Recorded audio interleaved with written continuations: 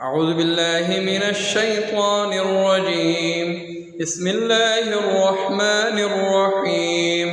ومن الناس من يقول آمنا بالله وباليوم الآخر وما هم بمؤمنين يخادعون الله والذين آمنوا وما يخدعون إلا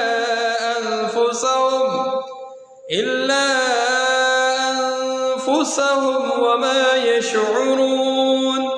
في قلوبهم مرض فزادهم الله مرضا ولهم عذاب أليم بما كانوا يكذبون.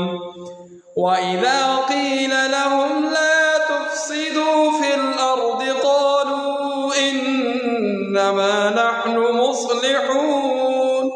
صدق الله